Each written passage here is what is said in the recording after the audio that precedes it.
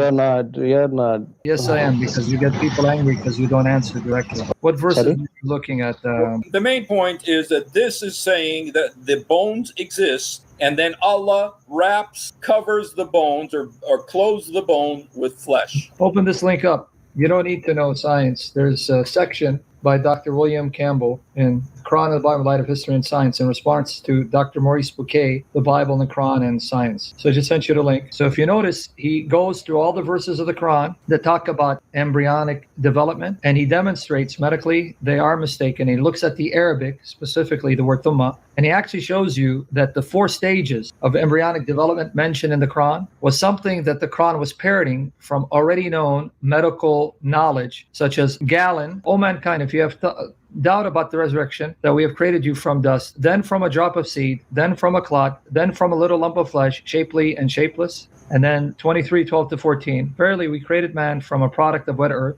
then placed him as a drop of seed in a safe lodging. Then we fashioned the drop a clot, and of the clot we fashion a lump, and of the lump we fashion bones, and we clothe the bones with meat. Then we produce it as another creation. So he goes through the stages: nutfa, alaqa, mudaga, and Adam bones. And then he explains, first problem is the word alaqa, and he shows what alaqa means, a clot of blood. And that's medically wrong. At no point in the development of the embryo is it a clot of blood, a blood clot. And he shows the Arabic lexicons and the various Quranic translations, and it's blood clot, clot of blood. That's wrong. No embryologist will say at any time is the embryo a blood clot. That's first mistake. But then if you scroll down, he gives you a couple other problems. See, look what he says. As every reader who has studied human and reproduction will realize, there is no stage as a clot during the formation of a fetus. So then he goes and tries to show how Maurice Bouquet had to butcher the Arabic and reinvent meanings for Arabic terms to make it fit with modern scientific facts. Because Maurice Bouquet was reinventing terms for the Arabic to make it agree with modern scientific discoveries, whereas all the Arabic lexicons and standard translations of these verses by Muslims do not render it the way Maurice Bouquet proposed,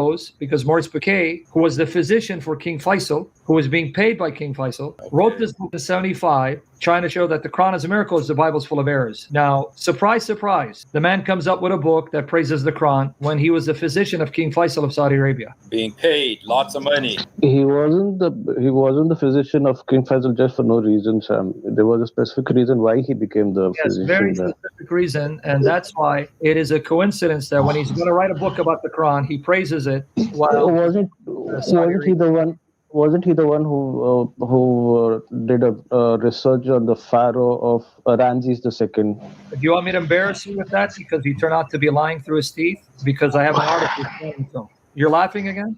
Yeah, no, I'm not laughing. I'm just breathing heavy. Let me show you why that argument you raised is going to prove the Quran is a lie from the pit of hell. No, but before that... Can you show me in the Quran the name of the pharaoh? No, can you tell us the argument first, just because we didn't understand the argument? Yeah, can you tell supposedly, this fraud, Maurice Bouquet, which is already refuted in this book and in my article, he said that the Quran in chapter 10, verses 90-92 says that the pharaoh's body would be preserved, the pharaoh of the Exodus, as a sign for future generations. Now, I want this man here to show me the name of the pharaoh. Which pharaoh?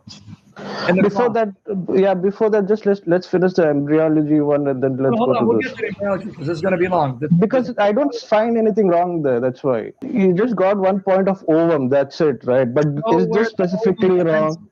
Show where it's mentioned. It doesn't have to. It doesn't. Guy, I'm going to make it simple for you. It doesn't have to agree with what scientific words are there. What does it cling to? I'm not sorry. Say that again. Okay, you're not listening. Here, Maurice Bouquet says the thing which clings. That's how he butchers the Arabic. So now the challenge is, clings to what?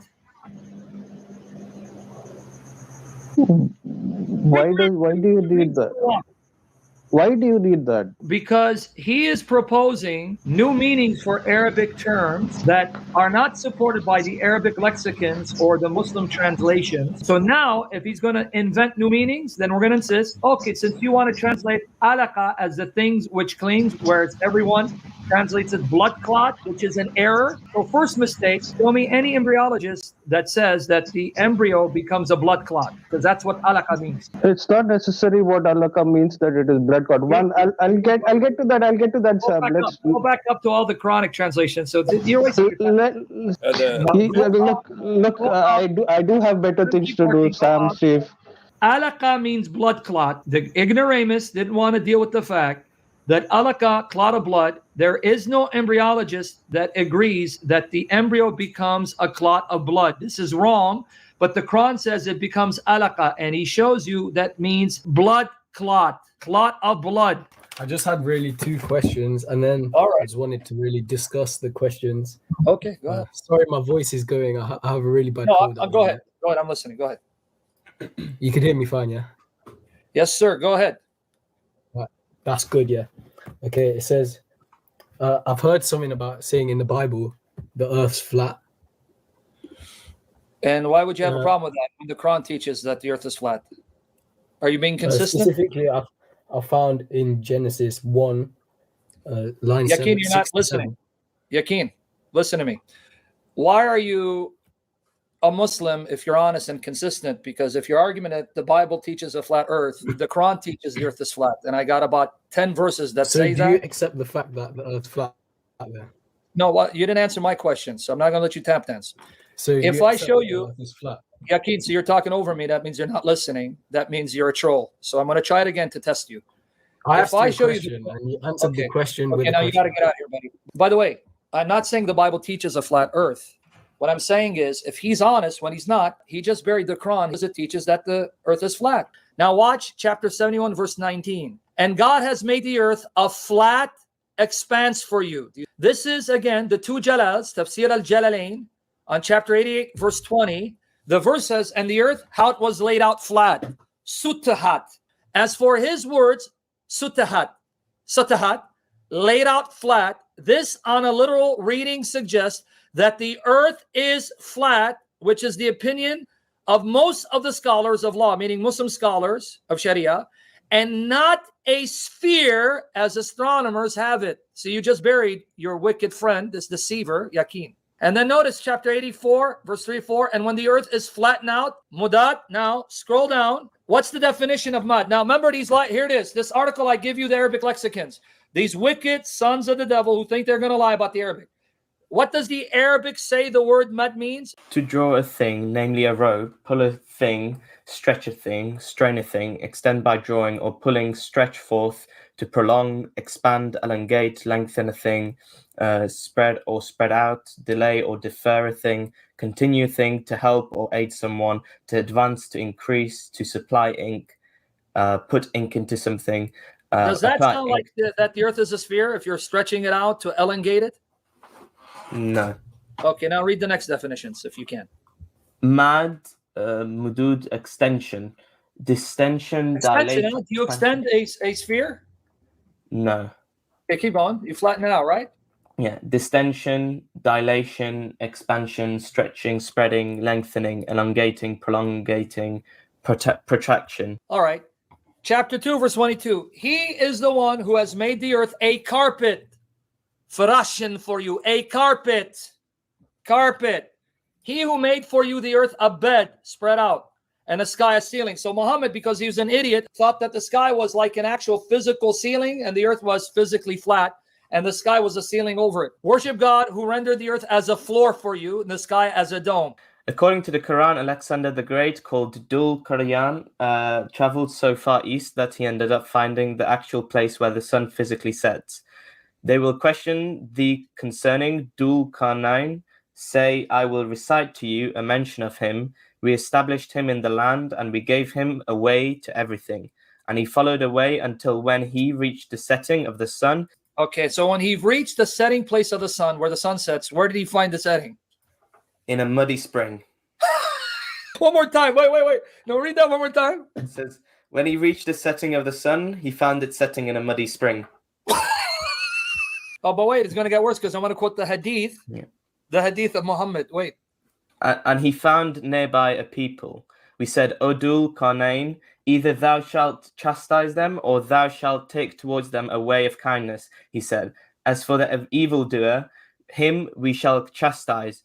Then he shall be returned to his Lord, and he shall chastise him with a horrible chastisement. But as for him who believes and does righteousness, he shall receive as recompense the reward most fair, and we shall speak to him of our command easiness. Then he followed away until when he reached the rising of the sun. Now, did you catch it? He followed where the sun set, and then he followed where it rises from. This man is amazing. He found where the sun physically sets on earth and where it physically rises.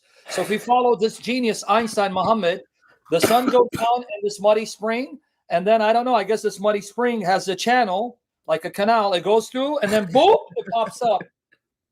Are you laughing at the messenger? You see, now understand how brilliant Muhammad was. Even science hasn't caught up to Muhammad. Why?